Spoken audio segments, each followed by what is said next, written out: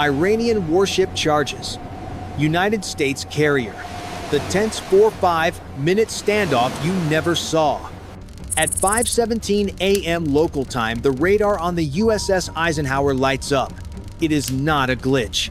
A contact appears out of the dark water in the Strait of Hormuz. It is accelerating. The readout climbs to 24 knots fast. This is not drifting. The contact is heading straight for the American carrier. On the bridge, the adrenaline is hot. The contact has no identification signal, no radio response. It is going dark. But physics do not lie. A ship does not accelerate toward a United States carrier strike group by accident. This is a challenge. The approaching captain is driving like a missile, betting the Americans will flinch first. Inside the command center, the mood shifts to combat ready. Distance ticks down. 8,000 yards. 6,000 yards. Every officer knows the math. Two massive steel beasts are minutes away from occupying the same space. This is not a navigation error. It is a political message written in steel. They want to prove they can push the giant off its path. The crew thinks they are being brave, but they have made a critical miscalculation. They assume the American response will be loud. They are about to learn that the scariest reaction is silence.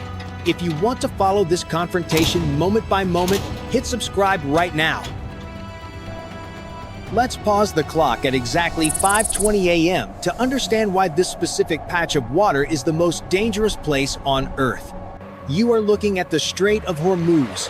It is the throat of the global economy where 1/5 of the world's oil passes every day. At its narrowest point, the shipping lanes are only 2 miles wide. In a highway this tight, there is absolutely no room for games. A fender bender here does not just scratch paint. It crashes the stock market and starts wars. For the crew of the United States Eisenhower, this is not just another Tuesday. They have been deployed for months. Fatigue is a real enemy. Imagine staring at a glowing green radar screen for 6 hours straight. Your eyes burn, your back aches. Then, suddenly, a blip moves wrong. The rules of engagement here are a nightmare for any commander. If you shoot too early, you might start World War III. If you shoot too late, a suicide boat puts a hole in your hull. The approaching ship is not just a dot. It represents a nation testing boundaries. Iran knows the United States Navy is powerful, but they also know the United States is bound by strict rules. They use those rules against the Americans. They get close, uncomfortably close, knowing the Americans cannot fire unless attacked first. It is called gray zone aggression. It is not peace, but it is not quite war. It is bullying. But today, the bullying is different. Usually, Iranian fast boats swarm like bees. They are annoying, but small fiberglass vessels. This contact is different. The radar signature is big. It is a proper warship made of heavy steel. And it is not swarming. It is charging. For the captain on the bridge, the burden of decision is heavy. He has 5,000 sailors sleeping below deck. He has billions of dollars of aircraft on the roof. And he has a rogue ship driving straight at his living room. He has to decide right now. Is this a test or is this an attack run? And he has about 4 minutes to figure it out before physics takes over. At 5:24 a.m., the United States Eisenhower wakes up. The voice on the loudspeaker is calm, almost bored, calling away the snoopy team. But on the decks, sailors are sprinting. The ship, nautical or otherwise photographic interpretation and examination team rushes to the railing. They are not holding rifles. They are holding heavy cameras with massive telephoto lenses. In modern warfare, a Nikon camera is sometimes as dangerous as a gun. They need proof because the truth is often the first casualty. Through the long-range lens, the silhouette resolves. It is sharp and angular with gray paint. Visual identification is confirmed as a Mujj-class frigate from the Iranian Navy. This is a domestic-built warship with anti-ship missiles and a 76mm main gun. It is not a toy. Inside the Combat Information Center, the sensors pick up a new spike. Electronic support measures are detecting active search radar. The Iranian ship has stopped being passive. They just turned their radar on high. They are blasting radio waves at the carrier to paint the target. This is the equivalent of someone staring you directly in the eyes and cracking their knuckles. They are measuring the distance for a firing solution. The tactical action officer looks at the captain. The entire room waits for one order to change course. It would be easy to turn 10 degrees to the right and open the distance to avoid the headache. But the captain shakes his head and orders to maintain course and speed. It is a contest of wills. If the United States carrier turns, the Iranians win a propaganda victory. They can go home and tell their news stations that they forced the United States Navy to run away. The Eisenhower plows ahead with 100,000 tons of diplomacy holding the line. The captain orders everything logged and wants the timestamp on every emission they make. The distance drops to 4,000 yards. The Iranian ship is not slowing down. In fact, their bow wave is getting higher. They are pushing their engines to the limit and burning fuel just to close the gap faster. On the American bridge, hands grip the railing a little tighter.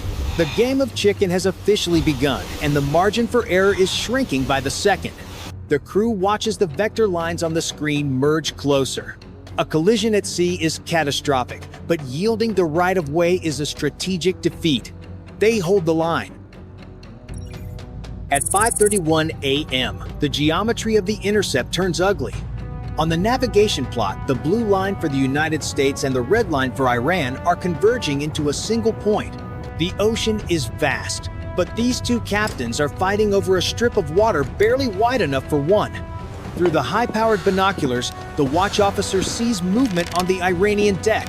He calls out that the forward gun mount is traversing. The 76mm cannon on the Iranian bow shifts 5 degrees left and then 5 degrees right. It is not locking on just yet, but it is wiggling. It is a visual threat, like a cowboy tapping his holster in a saloon. They are showing the Americans that they can bite. The tension on the Eisenhower is thick enough to choke on. A mistake here becomes a headline, and a headline becomes a funeral. The captain orders to stand by the helo.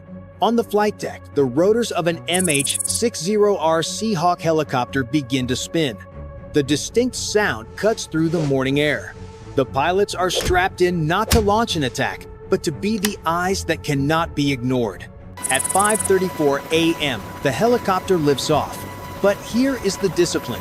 It does not roar toward the Iranian ship or do a dramatic flyby. It hovers low, staying strictly within the American formation space. It hangs there like a guard dog on a very short leash. The Iranian ship is now well inside the safety bubble. If this were a car on a highway, they would be tailgating at 90 miles per hour. A third radio hail goes out from the United States bridge. Unidentified naval vessel. This is a United States warship. You are operating unsafely. Alter your course immediately. Silence. The static on the radio is deafening. The Iranian captain is declining the call. He is betting everything that the Americans will not shoot. He thinks his proximity is his shield. He is closer now, close enough that you can see the white water foaming around his hull. Inside the Combat Information Center, the fire control teams are running a quiet loop. They have a firing solution. They could turn the frigate into a burning wreck in less than 30 seconds. But no one flips the switch. No one unlocks the missiles. Discipline is holding, but the question is for how long? The Iranian radar sweeps are getting faster and more aggressive. They are pushing the envelope, trying to provoke a mistake. They want the Americans to do something stupid so they can claim victimhood. But the captain of the Eisenhower just watches the clock. At 5:38 a.m., the distance is now critical. The accident window is closing fast. If someone sneezes, steel will crunch. Then the United States Navy plays its card, and it is not a missile. The helicopter pilot is looking through a sensor turret and flips a switch protected by a safety cover. Laser on. From the nose of the aircraft, a beam of intense green light shoots out. This is the laser dazzler. It is not designed to burn holes in metal. It is a non-lethal warning device designed to overwhelm the human eye. The green beam hits the bridge windows of the Iranian frigate. Inside that bridge, the world turns blindingly green. They cannot see the ocean, the consoles, or the carrier. It is a visual shout that is impossible to ignore. The brilliance of this move is that it is not an act of war. You cannot start a conflict because someone shined a light in your eyes.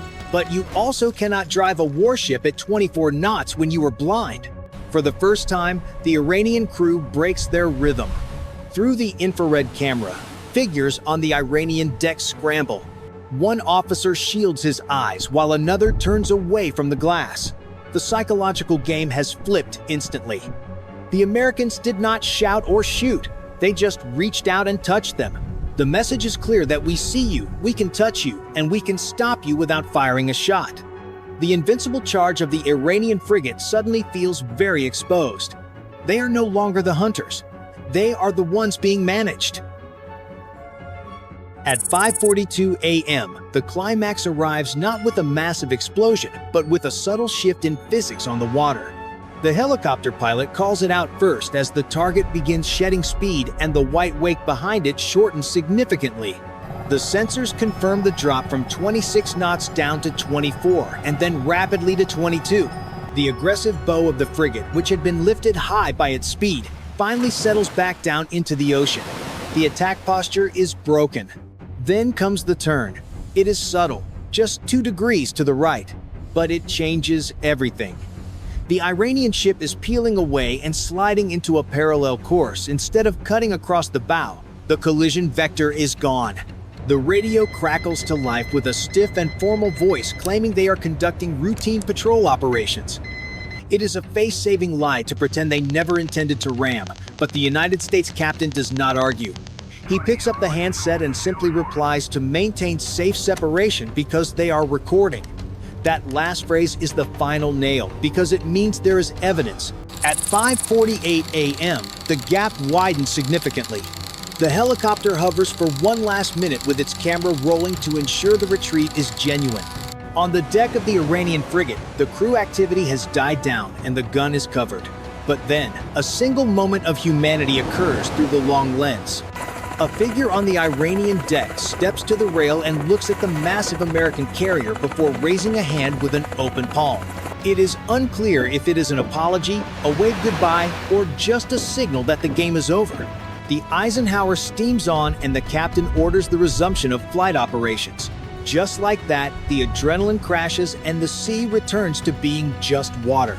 The invisible line of tension dissolves without a single shot fired or metal bent. But inside the ship, the hard drives are spinning to save gigabytes of data. Every turn, every speed change, and every radar pulse is now intelligence property. The most dangerous moment of the deployment has passed in silence.